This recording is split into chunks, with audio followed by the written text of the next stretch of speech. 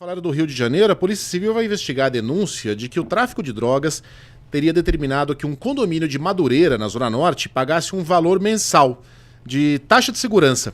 O síndico do residencial, desse condomínio, colocou isso aí no elevador, ó. Uma assembleia geral, geralmente é para, olha lá, geralmente é para discutir vaga de estacionamento. Reforma da churrasqueira. Construção de um parquinho para as crianças. Nesse caso, era para aprovar o pagamento mensal no valor de R$ 1.800 para a comunidade do Morro do São José, a partir de maio de 2025, ou seja, já valeria para esse mês. E aí, uma moradora foi lá, levantou e fez a pergunta óbvia: e se não pagarmos? Bom, se não pagarmos, disse lá o síndico, vai acontecer, segundo os caras, o que aconteceu com aquele prédio ali na esquina, que foi invadido, apartamento, enfim, aquelas coisas que a gente sabe como é que a banda toca. E aí, enfim, aprovaram, né? Aprovaram a nota da... Aliás, eu não sei se aprovaram, tá? Eu não sei qual foi o desfecho. A Polícia Civil disse que vai instaurar um inquérito, vai chamar os administradores do condomínio para prestar depoimento, mas é isso, né? É o Estado paralelo se estabelecendo como Estado de fato, né? Uma das comunidades lá do Rio de Janeiro também, ela tem só um tipo de maquininha que pode operar lá dentro, de cartão. Né? Justamente porque o crime cobra aí uma porcentagem. Eu não sei se são 5%, algo em torno disso. Então, qualquer coisa que você venda dentro da comunidade, 5% é para o crime, porque a maquininha é do crime. Então, vai cair ali o valor, ele já sabe. E aí de você se usar uma maquininha diferente daquela para uma transação ali por baixo do pano para que você não pague essa taxa. Então, quando eu digo que a população está sequestrada, esse aí é um exemplo clássico, né, de que nós estamos sequestrados pelos bandidos. Aí, no caso, você paga, vai acontecer o que com você? Né? É a mesma coisa que acontece com gás, com o chamado GatoNet, a TV a cabo, com água. Tudo aquilo que acontece na comunidade está na mão do crime organizado. É uma estrutura gigantesca, difícil de romper, mas é o seguinte: se você for conversar com as pessoas de forma reservada, muitas delas fazem isso porque não tem alternativa. O cara fala, não tenho como sair de lá. Uhum. Se eu não pagar, eu morro. Se eu não pagar, eu... E os vídeos na internet são terríveis, né?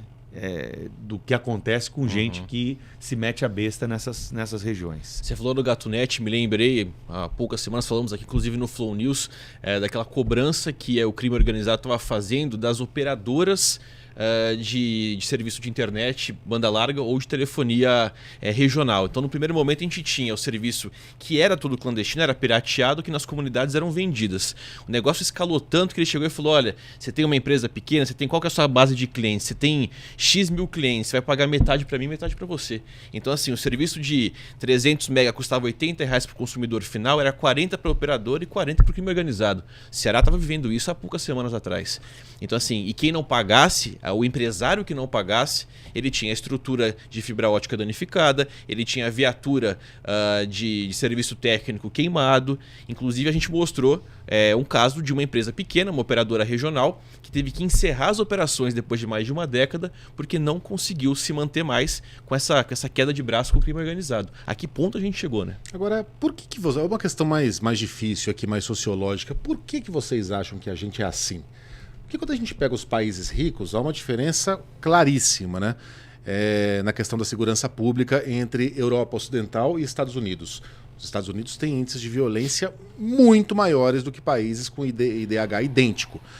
Mas aí a explicação é relativamente simples, né? Ali a cultura do vencedor e do perdedor, aquela pressão social gigantesca, né? Uma formação, aquilo é um manancial de sociopatas, né? De pessoas frustradas, ressentidas, que têm acesso fácil a armas em qualquer supermercado. Quer dizer, é um caldeirão que acaba formando, por motivos mil ali, até por ser um país que foi formado de forma muito violenta, né? O massacre dos índios no faroeste americano. Você tem um caldeirão ali que forma um país armado até os dentes e todo mundo com a arma apontada para o outro. Agora, nós aqui somos mais pobres e é fácil você culpar a pobreza e a desigualdade pela violência urbana, mas o Brasil tem índices de violência de países muito mais pobres. Quando a gente pega os nossos vizinhos aqui, os índices não são nem parecidos. Buenos Aires é uma cidade em que praticamente inexiste a violência urbana. Santiago, mesma coisa. A Colômbia teve que lidar com o tráfico de drogas, mas não há um grande problema de violência urbana. As pessoas não vão dar um tiro na sua barriga para levar sua aliança nas ruas de Cali ou de Medellín. Por que motivo a gente chegou a esse ponto? Megali, tem alguns estudiosos aí no tema que eles têm algumas respostas que não são unânimes a isso.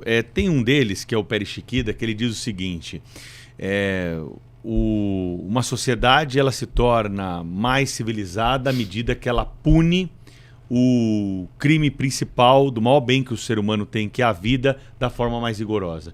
Então, o crime de homicídio, o crime de latrocínio, tirar a vida, né, gerar uma punição à altura, você, consequentemente, acaba abraçando outras modalidades criminosas também.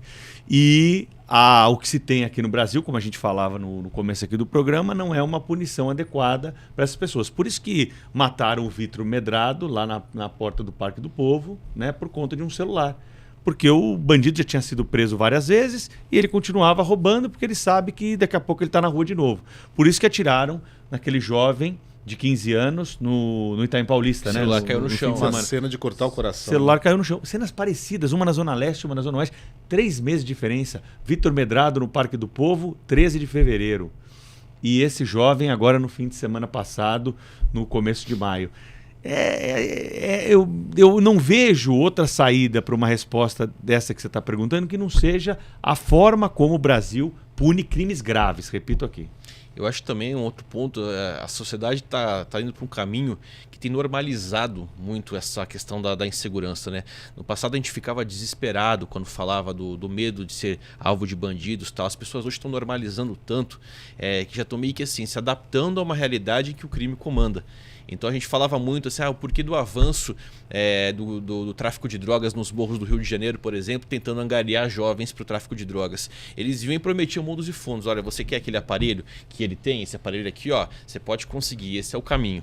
Aí no segundo momento, o que os traficantes faziam? Eles iam lá e ocupavam um espaço que o poder público não ocupava, que era trazer ali a alimentação, a cesta básica para aquela pessoa que estava com dificuldade financeira dentro de casa, era de alguma forma trazer a bola para a criançada ali dentro do morro. E depois disso não, agora é esse momento que a gente está vivendo, é a cobrança pela segurança, é a obrigação para que ele use o serviço ali dentro da comunidade. Então eu acho que o momento que a gente tem vivido são as pessoas colocando ali realmente talvez baixando a cabeça, meio que se conformando. A gente está vivendo um momento de conformismo em aceitar um cenário de insegurança pública como a gente vive hoje, né? O Megali, o Marcelo me fez lembrar aqui de 2 informações que acho que são importantes nesse ponto para a gente debater. A primeira delas é a seguinte: sabe quanto ganha um jovem aprendiz hoje, que é a única forma de trabalho permitida pela legislação brasileira para quem tem 14, 15, 16, 17 anos aí antes de conseguir um estágio? R$800, mais ou menos. Ele tem que trabalhar 4 horas por dia, 5 vezes por semana, e tem que estar estudando para seguir, e não precisa ter experiência nenhuma, é o primeiro emprego ali, jovem aprendiz. Se ele trabalhar num buffet de forma informal no fim de semana, ele vai trabalhar o dia inteiro e vai ganhar R$800. Quem quer ser jovem aprendiz? Ele não quer ser jovem aprendiz, né? Então, sem falar da sedução que há nessa questão do crime, se ele está numa família desestruturada, se ele não tem ali conceitos sólidos, normalmente ele não tem. Prenderam um traficante do Rio de Janeiro que tinha um resort. Sim. O cara construiu um resort, era um miliciano, um traficante, era um miliciano. O resort do crime. Ele tinha um resort, então o cara olha para o outro lado da rua, tem um portão de um resort com piscina com onda e tobogã. Quer dizer, aquele cara é o traficante. E é até difícil você defender a ideia do buffet, quando o exemplo que você tem é esse. Vamos supor que ele tem uma família mais estruturada, que ele não vai para o caminho do crime, sei lá, um anjo da guarda lá falou, olha, não vai por esse caminho que você vai se dar mal.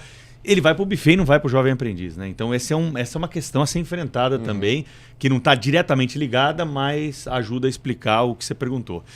E a outra coisa que o Marcelo disse aqui da normalização, eu não sei se você teve a mesma percepção. Lembra quando aqueles médicos paulistas morreram lá na Barra da Tijuca, executados, foram confundidos? Confundidos com miliciano, né? Cara, no minuto seguinte, que a gente estava na cobertura ao vivo, tinha uma imagem lá da praia, a perícia, né, os corpos enrolados ali naqueles sacos pretos, ainda não tinham sido retirados os corpos. Tinha gente passando, correndo lá, fazendo exercício físico. A mulher do quiosque varrendo ali já para abrir. Quer dizer, normalizou, Cotidiano, né? Cotidiano. Não é uma coisa que para, né? Não, olha, a área é totalmente isolada, ninguém passa. Aliás, vira até sentimento de luto, não. A música do Carro passando. A música do Aldir Blanc, né? Tá lá um corpo estendido no chão, veio o camelô vender anel, cordão, perfume barato. Periga até Boa criar lembrança, ali é isso aí.